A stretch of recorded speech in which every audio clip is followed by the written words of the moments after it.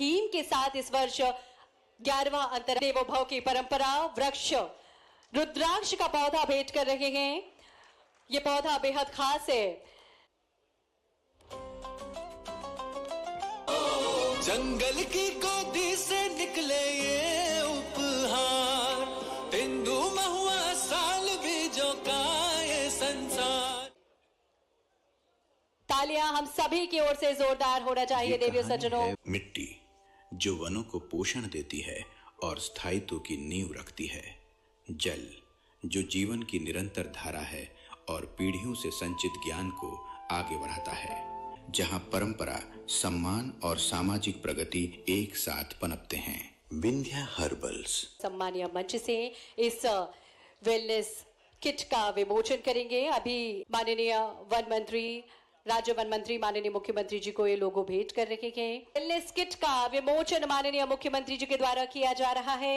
One मेले के शुभारंभ के अवसर पर, वन मेला भी अंतर्राष्ट्रीय स्तर का है। समस्त आगंतुक अतिथिगण, भाइयों बहनों, पत्रकार साथियों, वन मेले का अब भोपाल नहीं पूरे प्रदेश को इंतजार रहता है कब शीतकालीन ये समय आए और लाल परेड ग्राउंड, ये हरा परेड ग्राउंड हो जाए। वन से आच्छादित तमाम प्रकार की गतिविधियों के आधार पर सच में इसका एक अलग पहचान बन जाती है, अलग प्रकार की ये आभा दुनिया।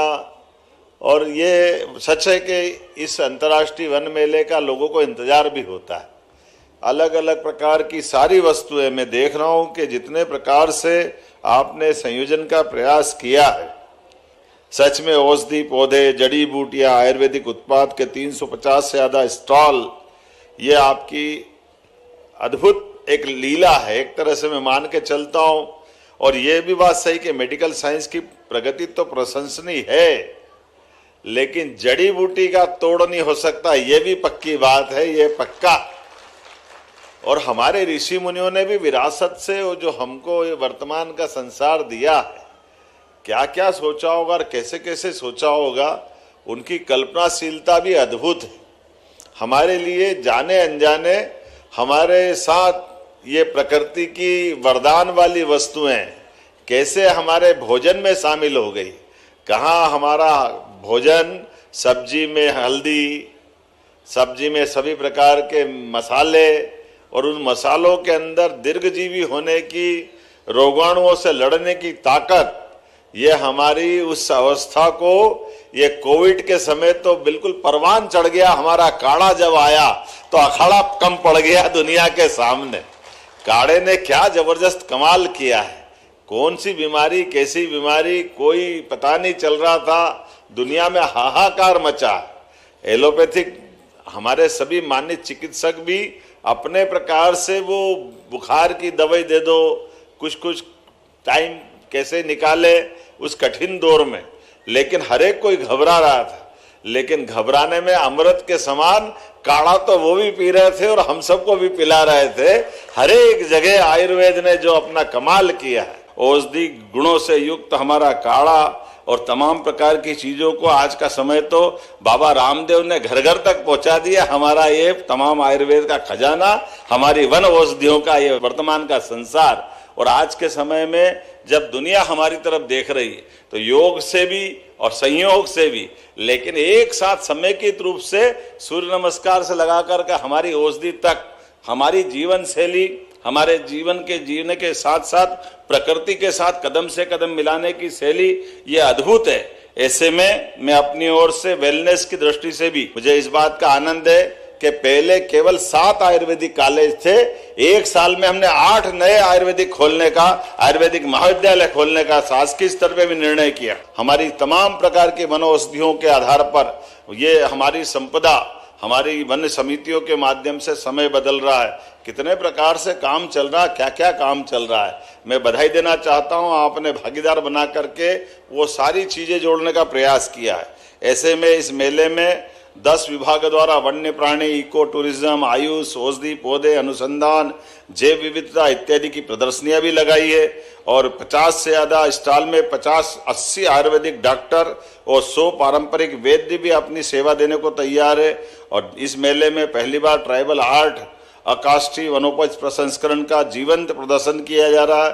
दोना पत्तल निर्माण, सबई रस्सी बनाना, शहद के प्रसंस्करण, बुदनी के खिलौने, लाख और गोंड के आर्ट, ऐसी कई कलाओं के लिए कितने प्रकार से संयोजन किया गया। और मेले के अंदर फूड जोन में भी 26 स्टॉल लगाए गए, जिसमें बांधवगढ़ के गोंडी व्यंजन अपने आप में इतना बढ़िया बनता, छिंदवाड़ा की वन रसोई और अलीराजपुर का पारंपरिक दाल पानिया, लेकिन दाल पानिया भी कम नहीं पड़ते हैं। वो वाकई हमारा झाबुआ का इतना बढ़िया भोजन है, आनंद आ जाता है। ऐसे में कई सारी प्रकार की बहुत सारी चीजें जुटाने का प्रयास किया। हमारी सरकार भी प्राथमिक वनोपज सहकारी समितियों को, जिला वन यूनियनों को, अनुसूचित जाति जनजाति पिछड़ा वर्ग को आर्थिक रूप से सशक्त बना रही है। और वैसे तेंदुपत्ता से लेकर कई जगह हमने बोनस के आधार पर हमारे वन्य आधारित जो ये समिति के लोग हैं या तेंदुपत्ता संग्रह के, उनको मदद के लिए कदम बढ़ाएं। आज 32 लघु वनोपज की न्यूनतम समर्थन मूल्य 25% की वृद्धि ये ट्राइफेड के माध्यम से की जा रही है। मैं एक बार फिर अपनी ओर से इसलिए भी बधाई देना चाहता हूं, जहां मैं बात कर रहा हूं वहां रातापानी अभयारण्य बार बार लिख के दे देते हैं। ये डॉक्टर विष्णु श्रीधर वाकणकर हमारा अभयारण्य है, जोरदार अभिनंदन करें। भोपाल का ये हमारा टाइगर भी, अब टाइगर रिजर्व पार्क भी बहुत अद्भुत ऊंचाई हासिल कर रहा है। उसी प्रकार से माधव नेशनल पार्क भी उसी प्रकार से जरा ये नवा है। और सागर जिले में अब भीमराव अंबेडकर अभयारण्य, श्योपुर में जहानगढ़ अभयारण्य की स्थापना, चीते हमारे परिवार बढ़ाते बढ़ाते गांधी सागर तक पहुंच गए। और हमने अगला इसी जुलाई तक का टारगेट 2026 में नोरोदही अर्थात रानी दुर्गावती के नाम पर जो अभयारण्य बनेगा, जहाँ एक साथ टाइगर, चीता, तेंदुआ, ये सब प्रकार से हमारा वन समृद्ध होगा। ये हमारा अपने आप में बड़ा संकल्प भी है। हमारे वन्य प्राणी के साथ साथ वन्य गांवों के अंदर रहने वाले या बाकी सभी प्रकार के लोगों को आर्थिक रूप से भी समृद्ध बनाएंगे। और सशक्त प्रधानमंत्री के नेतृत्व में सशक्त भारत और सशक्त मध्य प्रदेश बनेगा। जोरदार अभिनंदन माननीय मोदी जी के लिए भी। और मेले के शुभारंभ की मैं घोषणा करता हूं। बहुत बहुत बधाई। भारत माता की